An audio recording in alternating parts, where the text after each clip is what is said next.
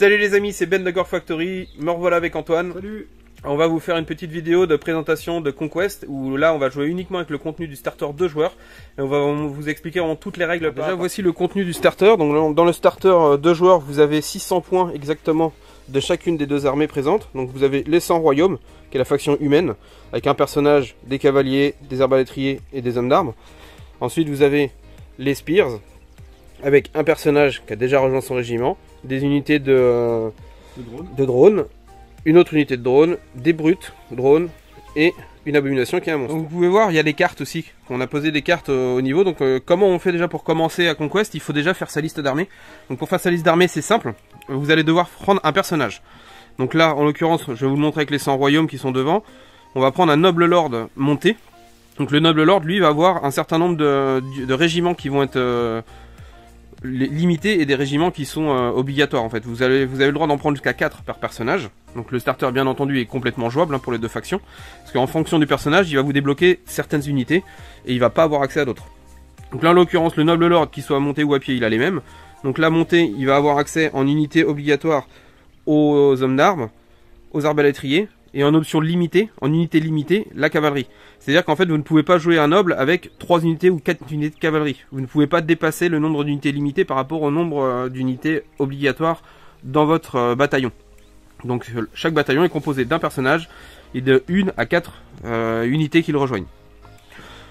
Les personnages, eux, doivent absolument rejoindre une unité. C'est-à-dire que sur le jeu, vous allez voir que les personnages ne se baladent pas tout seuls. Ils sont forcément au sein d'unités. Donc là, bien sûr, de la même classe. Donc pour mon cas, le cavalier des 100 royaumes, le noble à cheval, il va rejoindre automatiquement l'unité de cavalerie. Il sera déployé et il jouera toute la partie au sein de son unité. Et il ne pourra pas la quitter.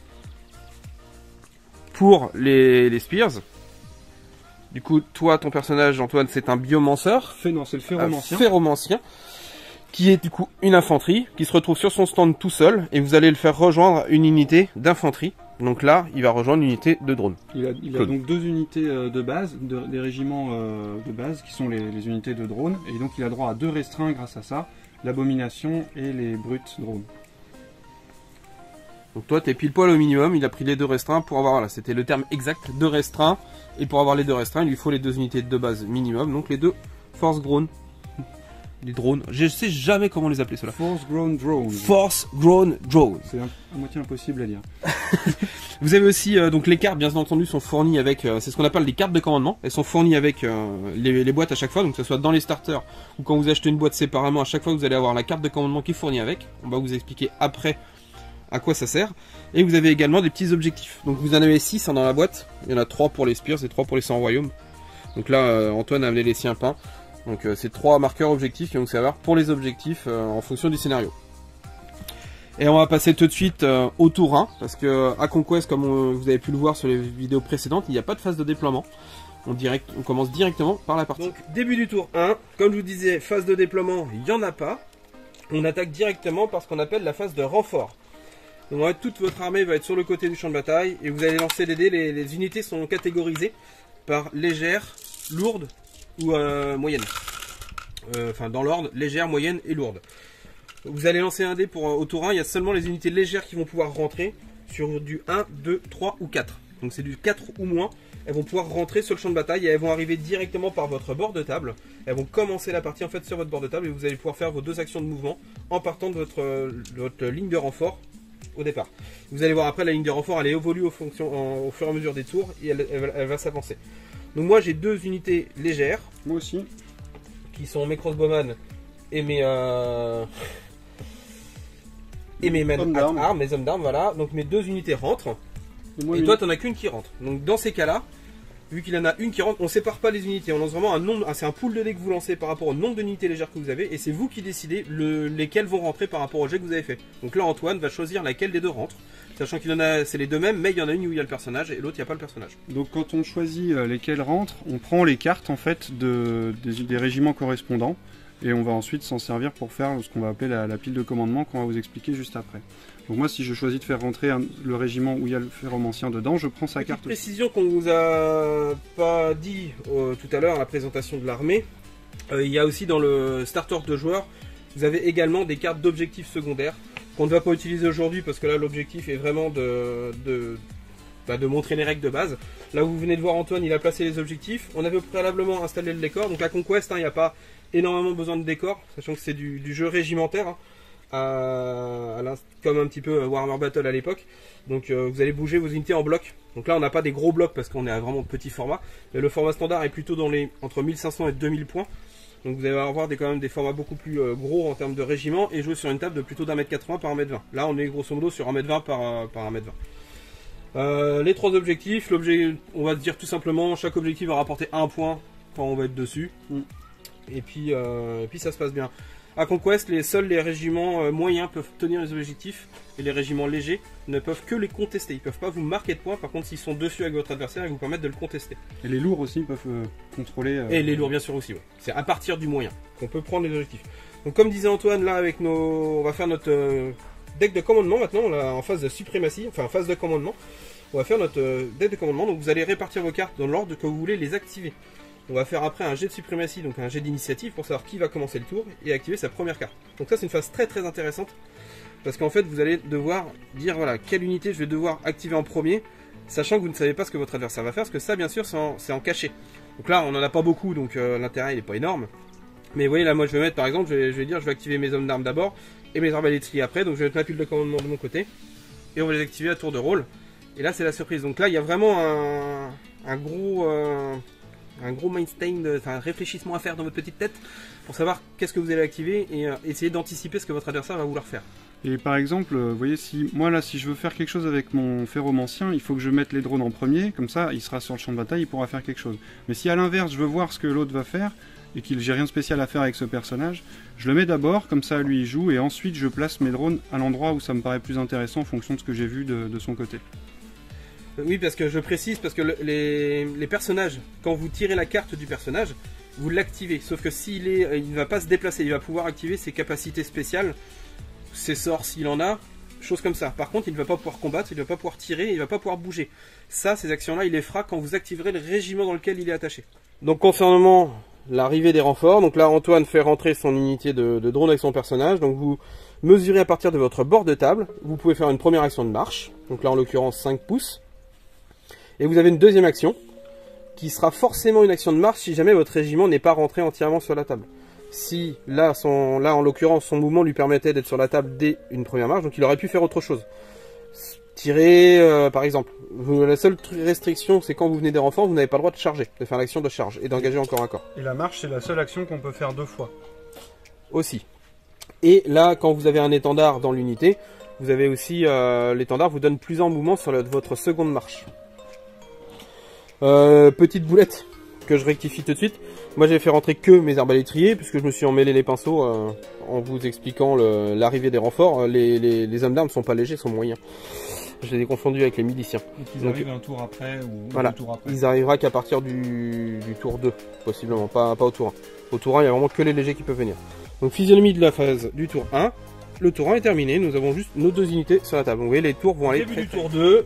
Moi j'ai donc 2 unités moyennes, ma cavalerie et mon unité d'homme d'armes. Vous voyez que j'ai aussi mon noble qui est moyen, mais on ne lance pas de dés pour les personnages, comme on vous a dit précédemment, ils sont attachés directement au régiment dès leur arrivée. Donc on ne lance pas de dés pour eux, mais pour leur régiment. Donc les moyens arrivent sur du 1 ou du 2.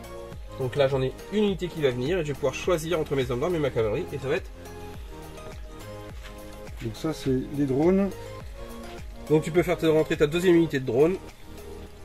Et puis les brutes qui viennent également. Donc là, début du tour 2, on va lancer le jet de suprématie pour savoir qui commence. Antoine a 4 cartes en main, 4 cartes de commandement. Moi j'en ai que 2. Donc notre deck de commandement est déjà prêt. Par contre sur le jet de suprématie, moi je vais pouvoir mettre un +1 ou un -1 parce que j'ai moins de cartes que lui. Donc là je fais un 6, sachant que c'est le plus petit qui commence. Et ben moi je vais dire que je mets pas de +1 ou pas de -1 parce que ça me va très bien qu'il commence. Et sinon vous pouvez mettre -1, faire 5 et relancer quoi. Et du coup faire relancer, parce que là il n'y a pas trop d'intérêt pour moi en fait de le faire relancer parce que j'ai qu'une unité, c'est des tireurs, donc mon intérêt c'est qu'il avance. Parce que je ne tire qu'à 20 pouces. On va vous expliquer les règles de tir quand je vais les activer pour tirer. Mais vous verrez que c'est pas forcément les tireurs, plus on est prêt, il y a vraiment une notion de distance qui est prise en compte. Et plus vous êtes prêt pour tirer, plus votre tir va être puissant. Donc j'ai tout intérêt à ce qui commence, donc tu fais quoi de beau? Donc j'active ma première unité, c'est les drones, c'est eux qui avancent. Donc comme je vous disais, c'est du régimentaire. Donc là, vous voyez, Antoine, il va mesurer. Donc tu vas venir par là, à peu près par là, c'est ça? Tu vas faire ouais, ton appel. J'avance vers l'objectif. Directement. Donc là, il fait 2 marches directement. Il enchaîne les 2 actions pour aller se poser sur l'objectif. Ton personnage, il est moyen ou il est? Non, il est léger. Il est léger. Donc pour le bloquer. c'était la question, parce que là, en fait, il a 2 stands dessus. Donc il ne le prend pas, mais par contre, il va le contester. Et ce qu'il faut faire attention et bien penser, c'est que vous pouvez avoir des personnages qui, eux, sont moyens et rejoignent un régiment léger. Donc le personnage, lui, va vous permettre de prendre le point, par contre. Là, en l'occurrence, c'est pas le cas. Je vais activer mes crossbowman, mes arbalétriers. Donc ils vont faire une action. La première, c'est, alors je sais jamais le terme exact, mais j'appelle ça se concentrer. C'est viser parce qu'ils vont tirer. Donc en fait, ils se préparent à faire leur tir. Et en deuxième action, ils vont faire un tir. Donc se préparer. La visée en fait permet tout simplement de vous donner +1 à votre capacité de tir, qui s'appelle la volée. Donc moi j'ai en règle de barrage à 20 pouces un tir. Donc c'est à dire que chaque figurine va balancer un carreau jusqu'à 20 pouces. Là je suis à 11 pouces de mon adversaire, donc du coup je suis à longue portée. En plus j'ai un stand ici, sa ligne de vue était obstruée par le décor, donc il va diviser son nombre de tirs par 2. Pour revenir sur la règle exacte de tir, vous tirez à pleine capacité quand vous êtes à mi-portée de votre distance de tir. Donc là, moi, j'ai une portée de 20 pouces. Le fait de tirer à moins de 10 pouces, je vais tirer pleine capacité. Donc toutes les figurines vont faire tout leur tir par rapport aux caractéristiques de votre fiche d'unité. Là, étant donné que mon stand il est obstrué par le décor, quelle que soit la distance, je divise mon nombre de tirs par 2. Donc là, normalement, j'ai 4 tirs sur ce stand-là. Je vais en avoir que 2. Les 2 autres stands, eux, par contre, sont à longue portée. Du coup, ils divisent leurs tirs par 2 également, mais pas pour la même raison. Donc normalement je devrais avoir 12 tirs, ça en fera que 6, et vous avez toujours +1 tir, et comme en mêlée vous aurez pareil, en combat rapproché vous aurez +1 dé aussi par le leader, c'est-à-dire sur le petit champion d'unité, qui vous donne une attaque de plus en corps à corps, et une attaque de plus au tir. Donc là ça me fait 7 tirs.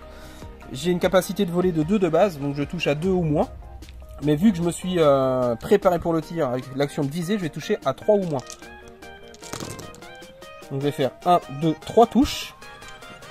Je n'ai aucune... Est-ce que j'ai une modification de pénétration d'armure de 1. Donc ça fait faire un mollis de -1 sur son armure. Alors moi, comme les tireurs sont dans l'arc avant de mon unité, voilà, il n'est pas sur le côté de l'unité, je peux utiliser la règle de bouclier. Parce que toutes les attaques qui viennent de l'avant me donnent un bouclier, ce qui me donnait +1 en défense. Après, comme il met -1 avec les arbalètes, je redescends à 1. J'ai qu'une défense à 1. Donc je dois faire des 1, j'en fais 1. Donc en fait, Antoine a 1 en défense de base. Et il a un bouclier. Et le bouclier vous donne +1 en défense si l'attaque, que ce soit au tir ou au corps à corps, vient de votre face avant. Donc là, il a 2 morts. Il n'y a pas de test de morale. Parce que c'est du tir. Vous verrez qu'à Conquest, les tests de morale sont faits uniquement au corps à corps. Et les sorts. Et les sorts, ou alors cas exceptionnels avec des règles spéciales qui vous permettraient de le faire via des tirs. Pour les tirs, ouais. Donc à Antoine d'activer sa prochaine carte de commandement. Donc là je tire ma prochaine carte et c'est un personnage. Alors les personnages, des fois ils ont des actions particulières à faire, mais on les verra plus tard. Et par contre aussi il y a autre chose, en dehors des actions qu'on va faire lors du tirage de la carte, il y a aussi les événements de tirage qui sont quelque chose qui se passe au moment où on retourne la carte. Et après il peut y avoir les actions ou pas. Et lui quand il retourne sa carte, il a une capacité qui est une phéromancie, qui va lui permettre de soigner des gens. Donc ça s'appelle hibernation accélérée. Je vais retourner la carte suivante et ces personnes-là vont être soignées de 1d6. Et en échange, ils iront au fond du paquet. Donc j'ai mis des drones qui sont pas là, mais peu importe, je peux soigner ceux qui viennent de se faire tirer dessus. Et je les soigne de 1d6. Donc les 2 qui étaient morts reviennent. Et ensuite cette carte, je la mets en dessous. Et mon phéromancien, ensuite, il n'a pas d'action particulière à faire actuellement. Il en fera sans doute plus tard. C'est son activation. Donc là, c'est un trick un petit peu particulier qui est vraiment spécifique à l'armée des Spires, hein, qui lui permet de se soigner. On peut un petit peu les comparer à des morts-vivants, hein, même si c'est pas du tout des morts-vivants, mais ils fonctionnent. Ils ont un côté régénération. On retrouve là, voilà, la mécanique de relevage de mort qu'on retrouve dans les armées de morts-vivants dans d'autres jeux. Et moi, à mon tour, je vais activer mes hommes d'armes qui vont tout simplement se placer en face, qui vont faire leurs 2 actions de marche et qui vont faire front, face. Hop. Alors je pourrais les faire venir. Je vais pas les faire venir par mon bord de table d'ailleurs. Parce que la phase de renfort au tour 1, elle est forcément sur votre bord de table. Par contre là, maintenant, la ligne de renfort, on ne l'a pas précisé au début du tour, mais la ligne de renfort est avancée. C'est-à-dire que vous prenez le régiment éloigné de votre bord de table et vous pouvez faire venir vos renforts à partir de là, maintenant sur les bords de table et toujours sur l'arrière. Un régiment léger va pouvoir venir à partir d'une ligne de renfort d'un léger, d'un moyen ou d'un lourd. Par contre, une unité moyenne va pouvoir venir à partir de votre ligne de renfort qui va être créée à partir d'une unité légère ou moyenne, et une unité lourde va pouvoir venir à partir de votre ligne de renfort d'un moyen. Donc là, en l'occurrence, c'est du léger, donc je peux faire venir mes légers sur les angles de table. Donc là, je vais faire venir mes renforts d'hommes d'armes, pas par mon bord de table, mais sur le coin en fait. Ils vont commencer leur mouvement sur le coin du bord de table. Donc voilà, ma ligne de renfort, elle est tracée en fait, et elle arrive ici. Donc je peux poser mon régiment ici et commencer son mouvement sur le bord de table. Donc là, moi, je fais tout simplement une roue pour avancer. Donc j'ai 2 fois 5 pouces, enfin 5 et 6 parce que j'ai un étendard. Donc mon deuxième mouvement grâce à mon étendard me donne 6. Et je vais pouvoir avancer et me placer jusqu'ici avec ce stand là, tout en faisant la roue. Donc comme on a dit, c'est du régimentaire. Donc on se déplace en bloc, en régiment. Et mon régiment du coup arrive ici. Là, il n'y a pas un intérêt énorme hein, stratégiquement parlant, hein, on est d'accord, on n'est pas là pour ça de toute façon. On est vraiment là pour vous expliquer les règles. Donc que j'aurais pu très bien venir sur mon bord de table et je serais arrivé à peu près au même endroit. Sauf que j'aurais même été un peu plus droit.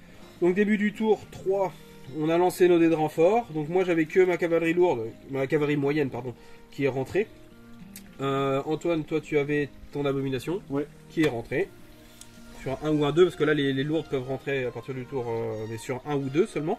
Après c'est au tour 4, les lourds ils rentrent sur 4 ou moins, et au tour 5 ils rentrent automatiques. Voilà. Donc, alors pour bien être précis, là, tour 1, pour rappel, au tour 1, les unités légères arrivent sur 4 ou moins. À partir du tour 2, les unités légères arrivent sur un 4 ou moins, et les moyennes peuvent commencer à rentrer sur un 1 ou 2. À partir du tour 3, qu'on vient de finir, les régiments légers arrivent automatiquement. Petite précision importante, si vous n'avez pas eu de chance qu'ils ne rentrent pas sur les premiers tours, là ils vont arriver automatiquement. Ensuite, les moyennes vont arriver sur un 4 ou moins, et les lourdes arriveront sur un 1 ou 2, pardon. Et à partir du tour 4, comme on vient de faire là, les régiments légers étaient déjà tous là, et les moyens arrivent automatiquement, et les lourdes arriveront par contre sur un 4 ou moins, et au tour 5, les lourdes qui n'étaient pas rentrées arriveront automatiquement. Donc à partir du tour 5, vous êtes assuré d'avoir toute votre armée sur la table. Et vous êtes aussi en général assuré qu'il y ait déjà eu des morts. Et bien c'est parti pour le jet de suprématie. Moi je fais 2, sachant que je peux mettre un plus 1 ou un moins 1. Donc Antoine fait un 4. Sur le principe, je vais lui mettre un plus 1 pour qu'il ait 5, mais je vais quand même commencer. Donc je vais faire tout simplement une action de marche avec mes arbalétriers qui vont avancer tout droit. Ce qui va me permettre... Alors le décor là n'a pas d'incidence réelle hein, sur le mouvement. Il y a certains types de décors, on ne va pas rentrer dans le détail au niveau des décors, mais en fonction des décors, vous pouvez avoir des incidences en termes de... Bah, déjà ça obstrue les lignes de vue, et il y en a qui vont vous donner des malus en mêlée comme les points d'eau. Vous allez avoir des difficultés à vous combattre quand vous serez dans une rivière ou dans un lac, ce qui est complètement logique. Donc là je vais faire un tir, je suis à portée courte, donc là je vais tirer à plein potentiel, c'est-à-dire mes 13 tirs. Donc je touche à 2 ou moins parce que je n'ai pas fait d'action de visée. 1, 2, 3, 4 touches. Antoine a une défense de 1, mais il a un bouclier qui lui donne un plus en défense quand le tir vient de face. Or, sa face, là je le tire de flanc. Ouais, c'est fort. Ce qui fait que son bouclier ne fonctionne pas. Donc il a que 1 en défense. C'était aussi pour ça que j'ai préféré avancer et ne pas viser. Parce que certes, je faisais un peu moins de touches, mais lui, il perd en défense. Donc bon, l'un dans l'autre, et ça me permet d'avancer un peu vers le milieu de table et de me rapprocher. Et forcément, il fait un beau double 1, donc il n'a que 2 pertes. Donc Antoine a refait, on vous l'a pas montré, on l'avait déjà montré sur les tours précédents, il a refait son petite activation avec son personnage, remettre sa carte derrière pour relever les cadavres. Moi je vais activer du coup mes hommes d'armes qui vont tout simplement, là ils sont un peu loin parce que la règle de charge c'est vous avancez de 1 d 6 plus votre distance. Là je suis un peu loin, il faudrait que je fasse un 4 ou plus, 4 ou 5 en distance. Donc ce que je vais faire, je vais assurer le coup, mon unité elle est quand même assez nombreuse. Donc je vais d'abord faire une marche pour m'avancer et me mettre à 3 pouces. Et ensuite, deuxième action, je vais faire une charge. Donc là, il faut que je fasse un 3 ou plus. Enfin, même pas un 3 ou plus parce que c'est le D6 plus votre mouvement. Donc là, 6 et 5, 11. Donc là, je fais une charge de 11. Dommage, j'aurais pu la faire dès le début. Sachant qu'elle était relançable parce que j'ai un étendard. Donc moi, je vais venir tout simplement face à lui.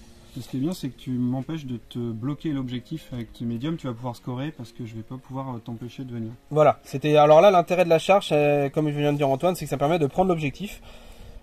Parce que moi je suis médium, je peux le prendre. Par contre lui, il me le conteste parce qu'il est dessus aussi. Donc il va falloir que je lui fasse un peu de mort pour pouvoir le prendre. Mais moi je vais pouvoir à un moment donné le scorer. Donc là j'ai fait mon action de charge. Par contre je ne vais pas pouvoir taper. parce que l'action de mêlée, l'action de combat, c'est une action à part entière. L'action de charge ne vous permet pas de taper au corps à corps. Donc là, je ne peux pas taper. Donc Antoine a activé ses brutes drones dans le fond là-bas, ce qui lui a permis de se positionner pour aller menacer mes arbalétriers et par la même occasion de prendre l'objectif qui est derrière celui du milieu. Moi à mon tour, je vais retourner ma carte de commandement qui est le Noble Lord. Donc il n'est pas sur table, donc il va rien faire. Mais là, clairement, c'est une carte de joker. De toute façon, il n'a aucune capacité spéciale. C'est pas comme celui d'Antoine où lui, il a vraiment des choses à faire. Bon, il a pas grand chose à faire. Donc là, je m'en sers vraiment comme un joker pour dire voilà, bah, en fait, c'est à toi. Et moi, j'ai des drones à activer.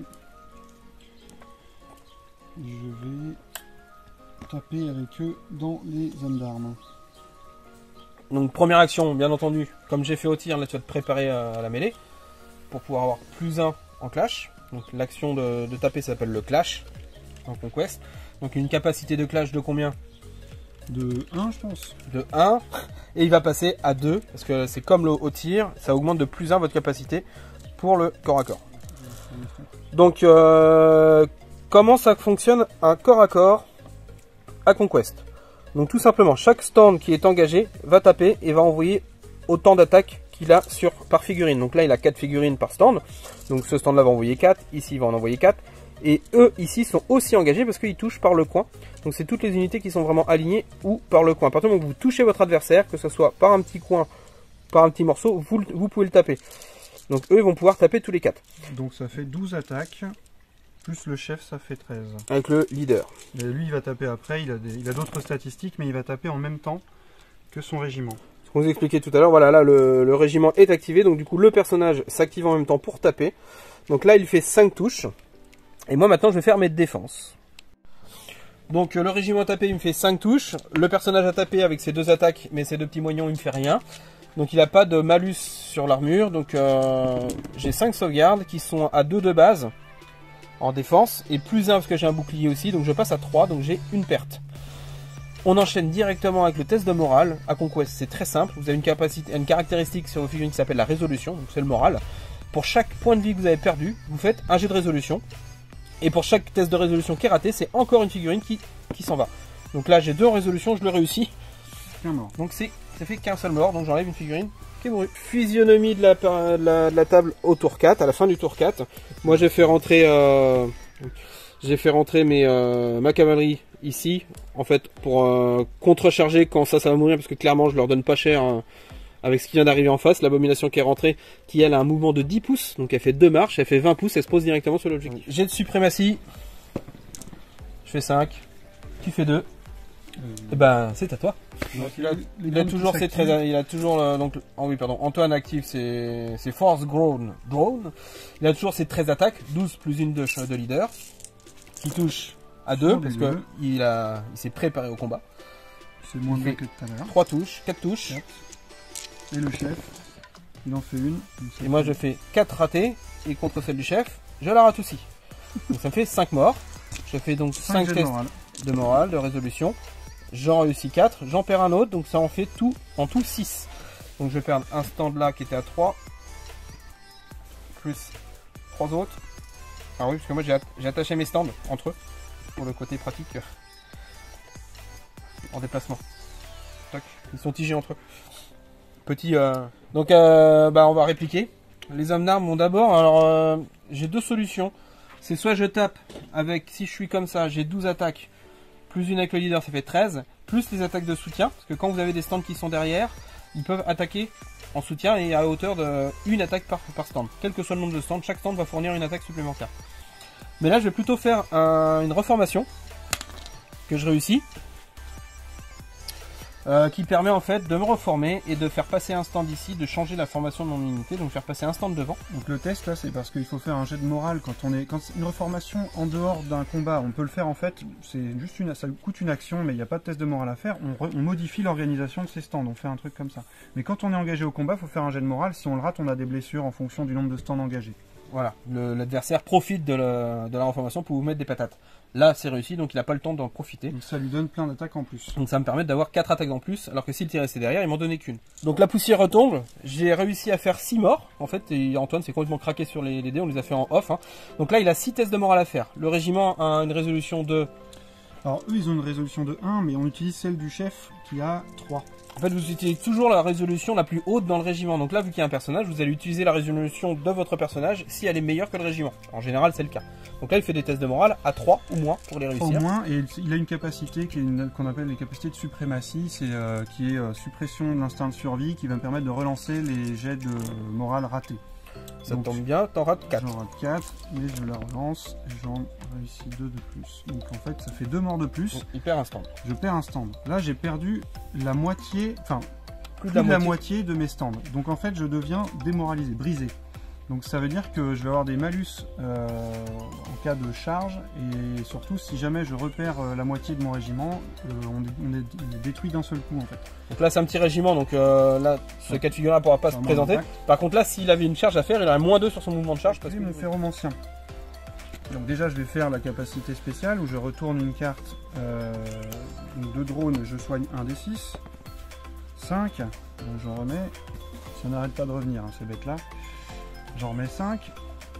Hop. Et ensuite, les personnages, ils ont des actions particulières que seuls eux peuvent faire. Et je vais vous en montrer une, c'est l'action de changer d'escorte. Alors, je te coupe juste avant, il est en combat, il y en a une autre qu'il aurait pu faire. Mais là il peut pas, parce que le cas de figure ne se présente pas, c'est qu'à Conquest vous pouvez faire des duels. Quand vous activez la carte de votre personnage, il peut dire je fais un duel contre le personnage qui est en face. Là en l'occurrence j'en ai pas, donc il peut pas faire cette action là. Même si j'en avais un, c'est pas un gros guerrier, donc tu l'aurais pas forcément fait. Mais c'est une possibilité que les personnages ont quand ils sont engagés, c'est de faire un duel. Il y en a qui sont très forts à ça, il y en a des personnages chez les Dwegom ou chez les Spires, il y a un spécialiste aussi des duels, il y en a chez les humains aussi, il y en a qui sont très forts en duel, et les deux tapent à ce moment-là. Les deux peuvent se tuer en fait. Mais là, l'action que je vais vous montrer, c'est le changement de régiment. Donc en fait, c'est qu'il peut, ils sentent que ça va être compliqué là, ils vont sans doute se faire détruire par les hommes d'armes.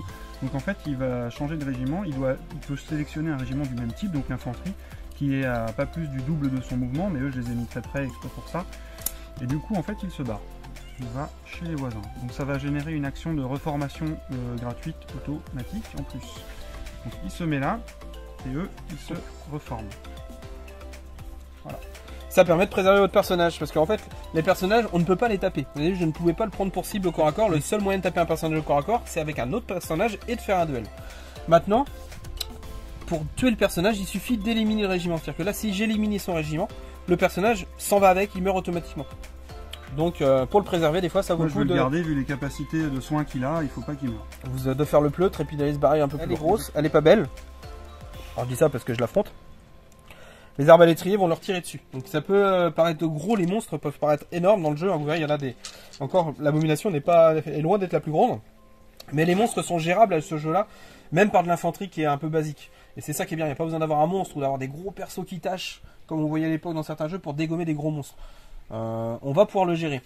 Là, en l'occurrence, elle a combien de points de vie? Elle a une dizaine de points de vie? Ouais, 10. Moi, je me fais une visée pour ensuite tirer dessus, donc je touche à 3+, enfin 3 moins, pardon.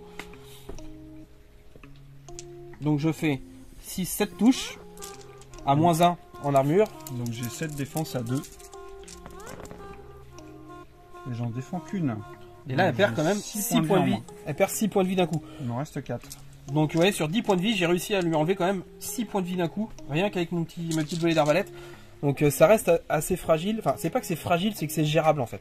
Ils ont très bien trouvé, je trouve, le dosage entre la défense des monstres, leur nombre de points de vie. Ça peut être très létal aussi, mais ils ont un bon dosage. C'est que ça tape fort, mais par contre, en contrepartie, voilà, leur défense n'est pas non plus un truc infranchissable. Vous allez pouvoir les gérer avec vos petites épées, avec vos petits arcs. Et ça, c'est plutôt cool. Et ça, c'est vraiment très très bien. Du coup, les brutes drones s'activent et elles chargent les arbalétriers de flanc.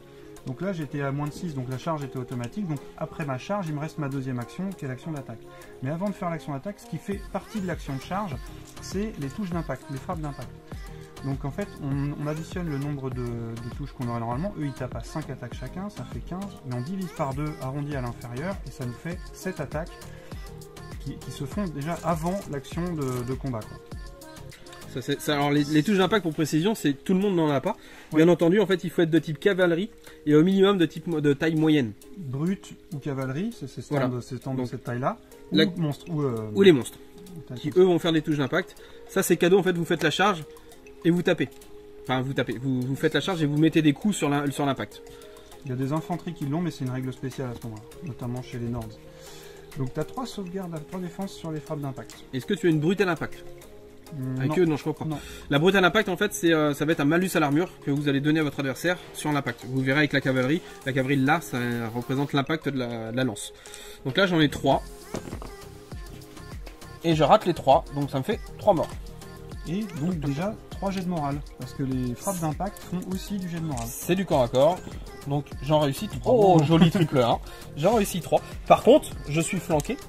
Ah oui, et la règle, le fait d'être attaqué par le flanc ou par l'arrière, fait que tous vos tests de morale réussis, sont relançables. Ce qui fait que j'en rate encore 2. Toc. Et maintenant, tu vas enchaîner avec tes 15 attaques. Ouais.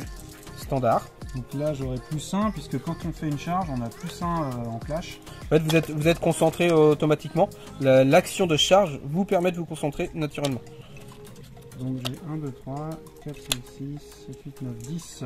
T'as 10 défenses à faire. Aïe. Là, par contre, t'as peut-être un malus. J'ai oublié que j'ai la règle de relance en plus. Donc, t'en as pas. Ça, c'est une règle native de cette unité-là. T'en as 14. Qui relance les jets de touche ratée. Donc, 14 sauvegardes. Pas beaucoup. 1, 2, 3, 4, 5, 6, 7, 8. Pof, pof, pof, pof, pof, pof, pof. Et pioc. Au revoir, l'unité. Là, elle est saute. vaporisée. Ce qui est normal, des unités de type brut, cavalerie, ça explose des unités légères comme des archers. C'est un peu en général, logique. On va pas rester englué là-dedans très longtemps. Donc la cavalerie a chargé. Ils font donc 6 attaques brutales. Ça va faire 4 touches. À pénétration d'armure 2 parce que brutal impact 2, donc ça modifie son armure de 2. Antoine a raté du coup 4 sauvegardes pardon. Il perd donc, puisqu'il ne sauvait plus qu'à 1. Il perd donc il a perdu une brute. Une brute entière. Et derrière le Lord lui tape avec ses 3 touches d'impact. Il fait 3 touches, par contre lui il est en brutal impact 3 parce qu'avec sa lance il a +1.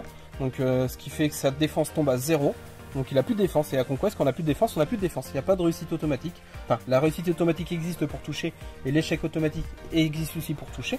C'est-à-dire que quand vous faites une action de clash ou de tir, le 1 est toujours une réussite, quelle que soit votre capacité, et le 6 est toujours un échec. Mais par contre, pour la sauvegarde, quand vous n'avez plus de défense, vous n'avez plus de défense. Et là, il va me faire, du coup, X jet de sauvegarde étant le nombre de points de vie qu'il a perdu. Donc on a perdu 8. Sachant que grâce à la règle de charge glorieuse, je suis aussi terrifiant 1. C'est-à-dire que je me donne -1 à ces tests de morale de résolution suite à une action de clash. Donc je passe à 3.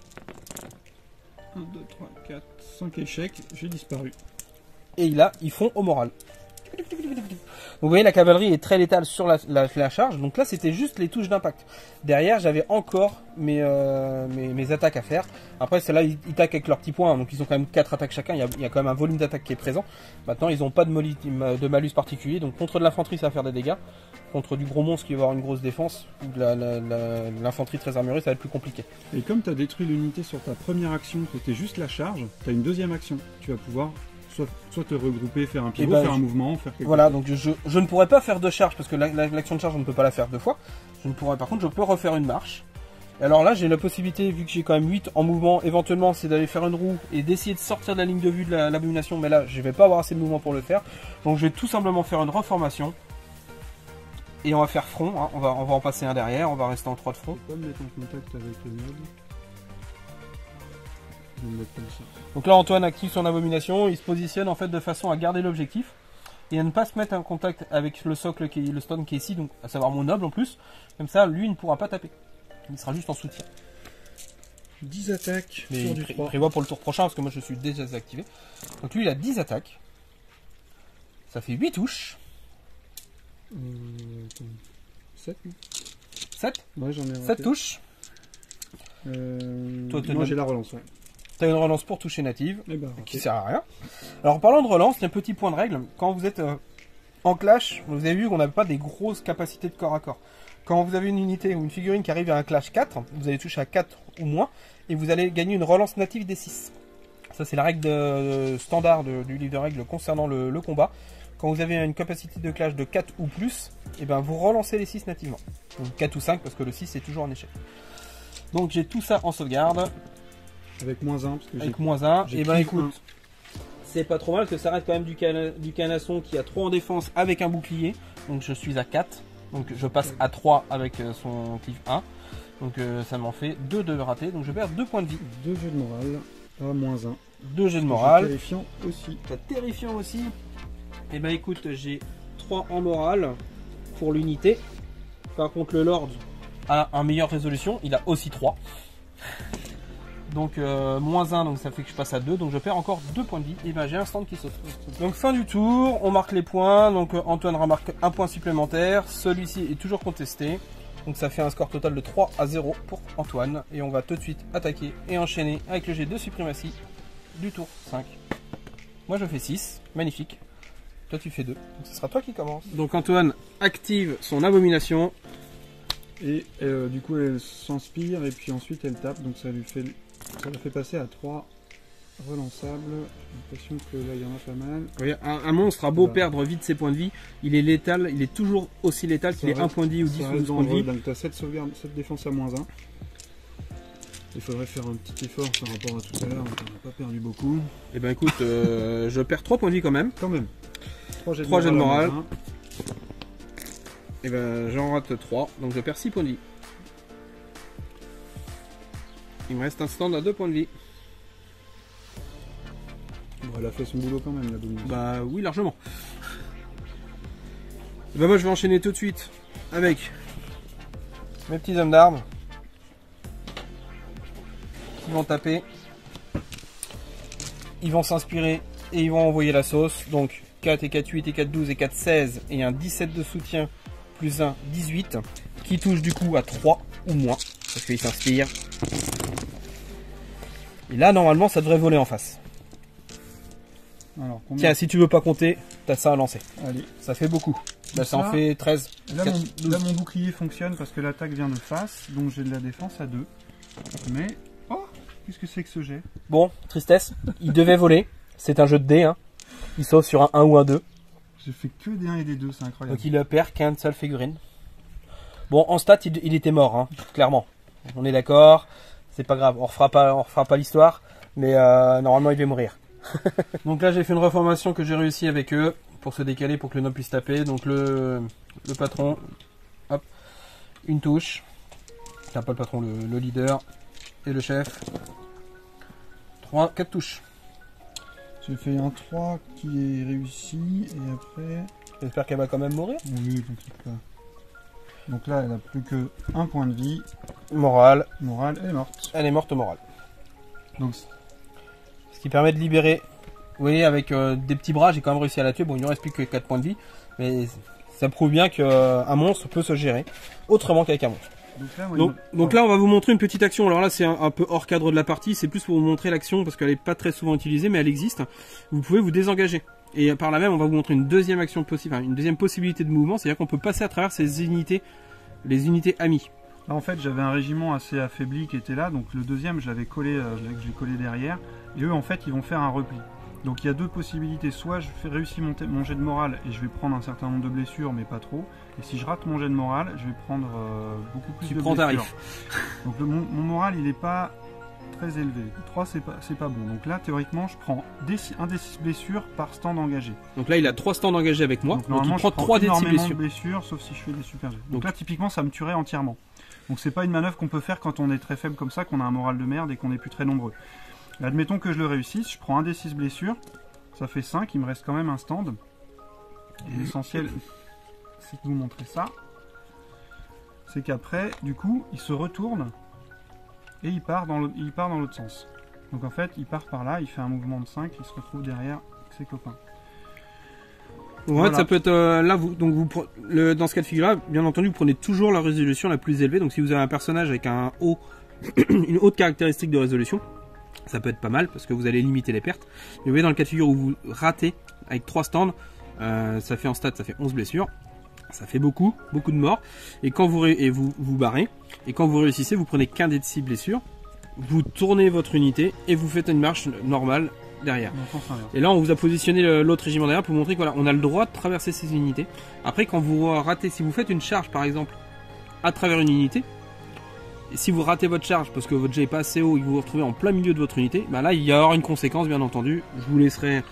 Là on rentre dans les règles un peu plus poussées que les règles de base, donc on va pas les expliquer en détail, mais sachez que ça existe, c'est des possibilités qui sont offertes par les règles. Donc là, si j'ai assez de mouvement avec lui, je peux repasser derrière et libérer la place pour un régiment qui lui va pouvoir faire une charge et éventuellement casser le régiment en face. Donc bon là, parce qu'il peut éventuellement ne pas attacher beaucoup d'importance à la vie de ses unités, comme c'est le cas pour les drones. Donc à la limite, en perdre un certain nombre, c'est pas grave. Et du coup, ça permet de libérer la place pour un autre régiment et ça peut être des fois décisif parce que ça, c'est pas ce qui va faire mal. Mais admettons que derrière, c'est autre chose de plus intéressant que vous avez, typiquement du médium qui va pouvoir venir prendre l'objet. Ça peut être très important de faire ce genre de manœuvre. Ou aussi pour protéger un personnage. Là, admettons, dans le même cas de figure, là, cette unité-là, on sait qu'elle n'est pas résistance.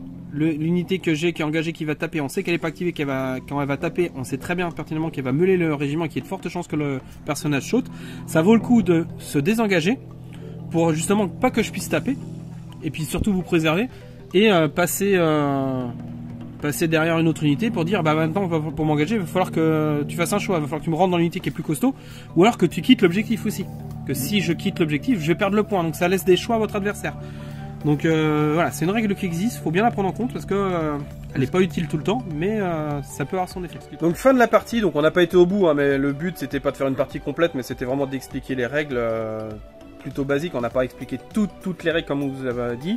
Il y a plein de petites subtilités dans le jeu, notamment quand vous allez commencer à équiper vos unités avec les événements de tirage que vous pouvez parier à des personnages ou à des unités en fonction des règles de votre armée. Là moi j'ai pas utilisé, mais pareil, les 100 royaumes ont une règle spéciale de base en fait à choisir. Quand vous constituez votre armée, vous devez choisir un régiment, enfin une faction, une sous-faction à laquelle vous appartenez. Soit vous pouvez mettre des vétérans, soit vous pouvez mettre des règles qui vont favoriser les charges de vos cavaleries. Enfin, il y a 4 ou 5 choix à faire. Toutes les armées ont des choix. Les War Drones par exemple que vous avez déjà vu en rapport de bataille, eux ont un système de chant qui vont permettre de faire chanter une unité au bon moment pour la booster. Toi les Spires, tu joues beaucoup sur le regain de points de vie. Ça dépend si des seigneurs de guerre. En fait, chaque seigneur de guerre a une capacité de suprématie qui va donner une certaine coloration à l'armée. Non seulement il va pouvoir prendre certains régiments et pas d'autres, donc en fait au sein de chaque faction vous allez avoir en fonction des personnages que vous choisissez des particularités de composition d'armée, mais en plus ils apportent forcément des règles spéciales qui modifient un petit peu la façon de jouer et qui rendent le truc très intéressant et très varié. En fait, il y a énormément de diversité de jeu, quoi. C'est ça, voilà, en fonction d'une même armée, en fait, vous allez pouvoir vraiment faire plein de types d'armées différentes. Là, avec le starter, vous avez vu chez les 100 royaumes, il y a de l'infanterie, il y a du tireur, il y a de la cavalerie. Chez les Spears, il y a de l'infanterie, il y a de la brute, il y a du monstre. Mais vous pouvez faire des listes quasiment full monstre, vous pouvez faire des listes quasiment full infanterie. Enfin, avec de l'élite, avec de la masse, pas terrible, avec du tireur, avec un mix des deux. Enfin, il y a vraiment énormément de possibilités, un petit peu chez toutes les factions. Donc ça, c'est vraiment sympa parce que ça vous donne une rejouabilité de votre faction qui est vraiment intéressante et qui va changer la physionomie de chaque partie en fait. Et votre armée va plus du tout ressembler à la même. Typiquement là en 100 royaumes, vous le verrez dans les parties à venir, dans les mois à venir. Je suis en train de préparer des listes à thème où il y aura vraiment que de l'homme d'arbre, que de l'infanterie et des listes à thème avec quasiment que de la cavalerie. Ça va complètement changer la physionomie et la façon de la jouer. Et on peut le faire avec beaucoup d'armées proposent des différentes possibilités de jeu. Et ça c'est cool. Ce qu'on voulait montrer aussi, c'est que les règles de base sont assez simples et que peu de points, c'est-à-dire avec les boîtes de base, les parties sont déjà intéressantes. En fait, il y a déjà plein de trucs à faire. C'est assez équilibré en plus ce qu'on trouve dans la boîte. Et puis c'est assez intéressant tout en étant vraiment facile d'accès. Il n'y a pas 1000 règles à expliquer. C'est après quand on veut approfondir, qu'on va rentrer dans les règles spéciales, qu'on peut trouver plus de complexité. Mais vraiment pour un jeu de ce niveau d'intérêt tactique, les règles sont assez simples. Ils ont réussi un bon système en fait où c'est pas compliqué et on s'amuse vraiment. Très efficace. C'est intéressant, quoi. Et moi j'ai trouvé le système de renfort qui est très bien parce que vous perdez pas une heure à déployer vos armées. C'est dès le départ vous jouez quoi. Et les premiers tours sont très rapides parce que vous n'avez pas toute votre armée sur la table. Et ça reste, vous avez vu, assez létal. Donc quand vous allez avoir toute votre armée sur la table, au final, non. Comme je vous disais tout à l'heure, fatalement il y aura eu des morts. Il y a de fortes chances qu'il y aura eu des morts avant. Donc ce qui fait que les tours s'enchaînent assez vite. Et ça c'est plutôt bien. Le jeu est très fluide grâce à ça. Bon, j'espère que ça vous a plu. Si vous avez des questions, n'hésitez pas à nous contacter. Et si vous voulez en savoir plus sur la gamme, vous pouvez voir sur mon site ou dans vos boutiques si vous avez un revendeur à côté de chez vous. Allez, à plus pour un prochain rapport de bataille.